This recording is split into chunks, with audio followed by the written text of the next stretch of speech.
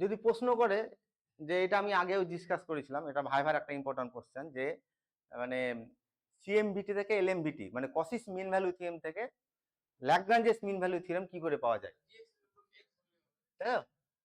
তাহলে অ্যাকচুয়ালি এলএমভিটিটা কি বলছে, এলএমভিটিটা বলছে যে যদি তিনটে ফাংশন এফএক্স ফাংশনটা দুটো কন্ডিশন স্যাটিসফাই করে, তাহলে f B minus F A by b minus এ, এটা কত হয়, এ আর বি এর মধ্যে যে একটা পয়েন্ট পাওয়া যাবে ওপেন ইন্টারভ্যালে, সি পয়েন্ট। আর কসিস মিন ভ্যালু থিওরেম সিএমভিটিটা কি বলছে, এফ এক্স আর জি এক্স যদি কসিস মিন ভ্যালু থিওরেমের কন্ডিশন গুলো স্যাটিসফাই করে, তাহলে f B minus g b, f B minus F A by g b minus g a, এটা সমান হবে এফ ড্যাশ সি বাই কত, জি ড্যাশ সি। সিটা ওপেন ইন্টারভ্যালের একটা পয়েন্ট হবে,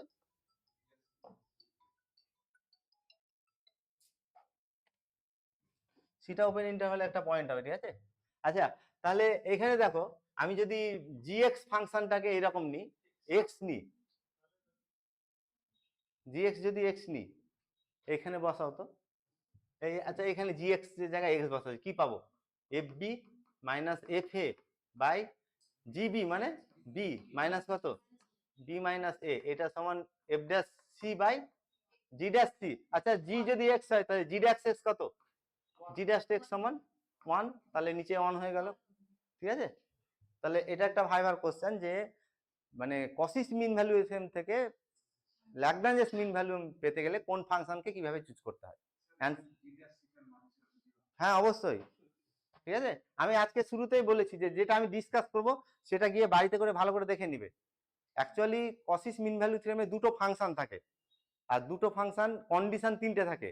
এক নম্বর কন্ডিশন হচ্ছে যে এফ এক্স আর জি এক্স দুটোই ক্লোজড ইন্টারভাল এ বিতে কন্টিনিউয়াস, এফ এক্স আর জি এক্স দুটোই ওপেন ইন্টারভাল এ বিতে ডেরিভেবল, আর জি এর কোনো ডেরিভেটিভ এ বি ওপেন ইন্টারভালে ভ্যানিশ করতে পারবে না, মানে g dash x not equal to 0 for all x belongs to a b open interval, এটা ছিল কন্ডিশন, ঠিক আছে।